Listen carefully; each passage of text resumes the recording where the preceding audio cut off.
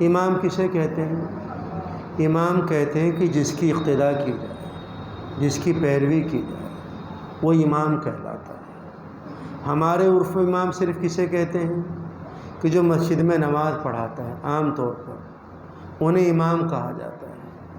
لیکن جو آدمی بھی جہاں پر جس طرح کام کر رہا ہے وہ اپنے علاقے کا امام ہے اور ذمہ دار ہے۔ مجھے اور آپ کو اللہ کا شکر ادا کرنا چاہیے سب سے پہلے کہ اللہ نے ہمیں امام بنایا۔ کتنی بڑی بات ہے کہ نبی پاک صلی اللہ علیہ وسلم نے اماموں کے لیے دعا کی ہے کہ اللہ اماموں کی رہنمائی فرما، انہیں ہدایت عطا فرما۔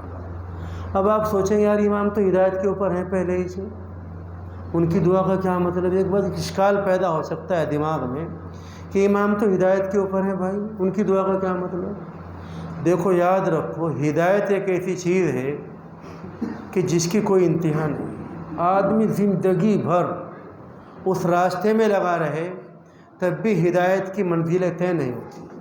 اس لیے آپ ایک آیت پڑھتے ہیں نماز میں، اہدنا الصراط المستقیم، اے اللہ ہم کو سیدھے راستے کی ہدایت عطا کر۔ یہ آیت شریفہ وہ ہے کہ یہ آیت پیغمبر نے پڑھی ہے، یہ آیت پیغمبر کے اصحاب نے پڑھی ہے، اور اب اپنے زمانے کے جو لوگ رہے ان سب نے اس آیتوں کو پڑھا ہے۔ پیغمبر اسلام حضرت محمد عربی صلی اللہ علیہ وسلم نے باقاعدہ اس کے بڑے فضائل بیان کیے۔ تو اس لیے بھائی دعا مانگی آپ کے لیے پیغمبر نے، اور کتنا اونچا درجہ آپ کو دیا ہے کہ امام ضامن ہے اپنے مقتدیوں کا۔ ہم نے نماز پڑھائی 50-100 آدمیوں کو جتنے ہمارے پیچھے ہیں، نماز کا ثواب پڑھ لیجیے، ایسی کتابیں ہیں کہ نماز کا ثواب کیا ہے، اور وہ کتابیں پڑھنی چاہیے۔